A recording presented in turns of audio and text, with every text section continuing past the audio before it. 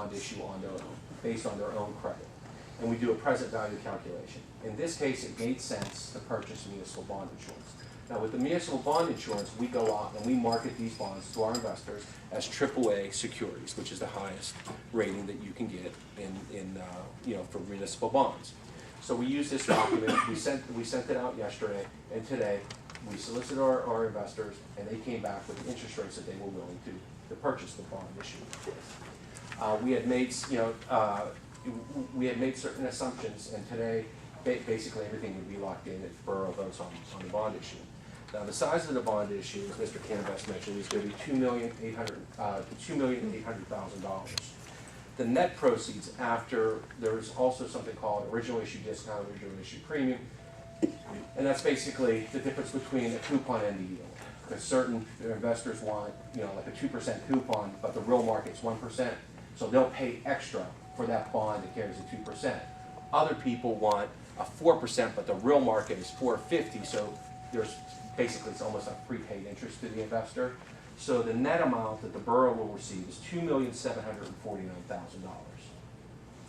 There's also something that's called accrued interest. Accrued interest, whenever we sell bonds, like we would sell them, if we sold them today, we locked in the interest rates today, we don't settle till June 10th.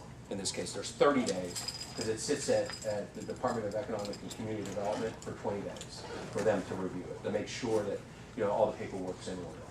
During that period of time, the borough still owns the bonds.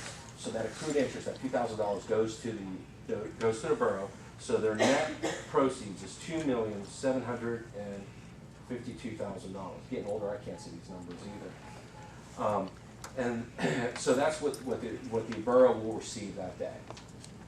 Then from that amount, we'll deposit $2,088,000 in the construction fund for their projects. For approximately $495,000, that's on the high end, it's probably going to be a little bit lower, will be used to pay off the Allegheny Valley note that the borough has. So that debt will be distinguished. So now at that point, the only debt that they'll have is this bond issue, the backhoe, and the trucks. The insurance premium for a $2.8 million bond issue is approximately $91,000. The costs associated with the bond issue are $47,920. Now, the numbers that I'm quoting here are not to exceed, so they may be a little bit lower. The insurance premium is going to be the same, but the cost of issuance may be a little bit lower, but they won't exceed the numbers that I'm quoting. And then the fee that's paid to our firm is $26,600. And then there's also the accrued interest. So if you add up, the uses of funds, they're going to equal the $2,752,000. In this case, the interest rates, now this will be a 30-year issue, and the interest rates are going to range from, and I'm going to quote the yield because that's the number that you should look at whenever you're looking at interest rates.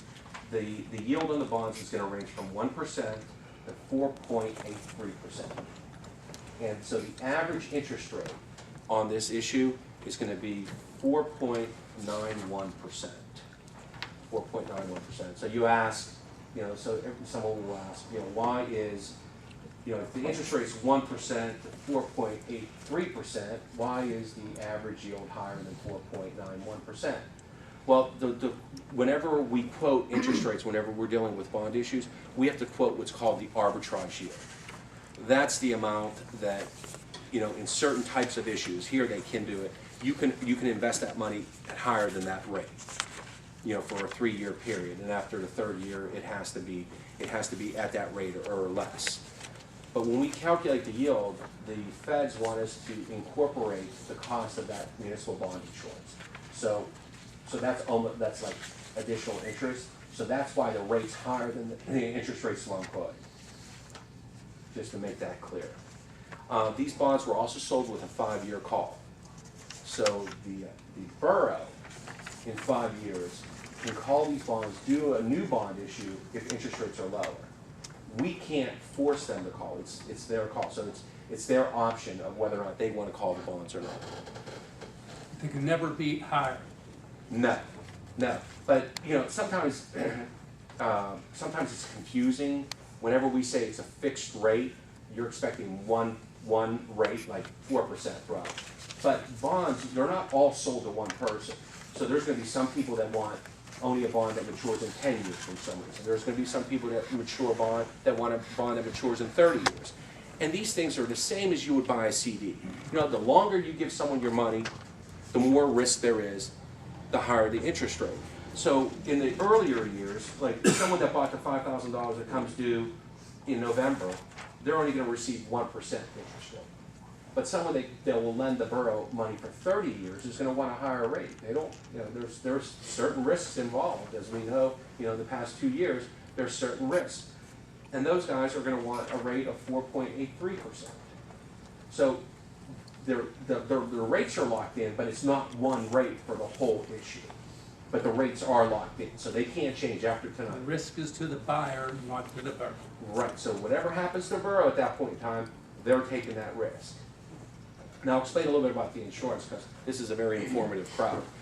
Is the insurance companies, even though we insure those bonds, you know, they insure them because they know that they're gonna get the money back from the borough. If for some reason the borough does not make the payment and defaults on the bond, this insurance company is gonna come in and pay the bondholders on behalf of the borough.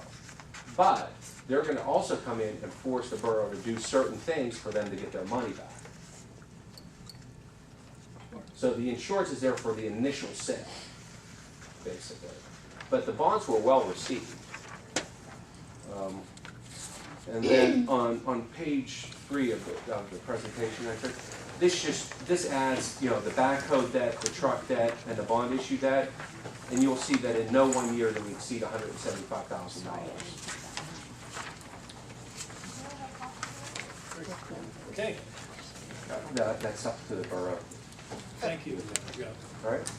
All right, now's the time that we have to comment. Hopefully, Mr. Muscatello's information may have asked some questions, or may have answered some questions. So let's try not to repeat the same questions. We find that in a lot of meetings, people come to a meeting with a question on their mind, and even though somebody else asks the same question and gets the answer, they still have to ask it. So we'd like to have everybody who wants to ask a question, I'd have that opportunity, but let's try not to repeat them. Now, you're also limited to 3 minutes with your comments. And I want to stress it's a comment period, okay? If there is something that Mr. Muscatello has covered that if you ask it and we're able to answer it tonight, we'll try to do that. But it's really a comment period. So we want to hear your comments about the bond issue and about the project of the municipality. So to do this in a fashion, organized fashion, we're going to start at the front and move to the back. Does anybody in the first row over here have any comments they wish to make this evening? Yeah. Anybody in this front row on this side want to make a comment?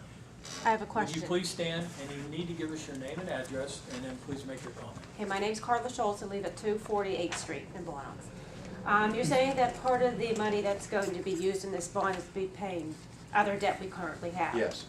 What is that currently interest rate or that type of thing, such? How's that being paid and what's the interest rate on that will be occurring now, the bond at the 5% or whatever? 4.775. Or 1. 4.75 is the existing loan that we 4.75? have, yes. And that goes out to 2015. Okay. You have a question? I'm not sure yet. Okay, we'll come back after we Thank go you. through Thanks. everybody. All right, in the second row, does anybody have any comment in the second row? Yes, I do. State your What's name the and time address. frame on State- this whole? State your name and address, please. My name is Brian Parrish, I live at 716 Burr Street. Okay, yes. What's the time frame for this whole thing happening?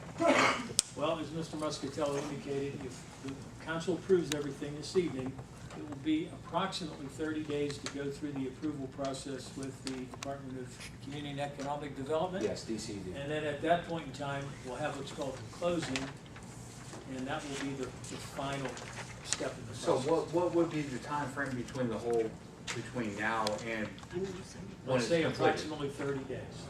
The bond issue would close, it's what we call settlement, June 10th. That's whenever the bonds are issued and the borough receives their money. On June 15th is when we pay off the Allegheny Valley loan. And what is the time frame between now and when the whole project is completed? Oh, construction project. Yeah. know I that think we it's have it. July of 11. July of 2011?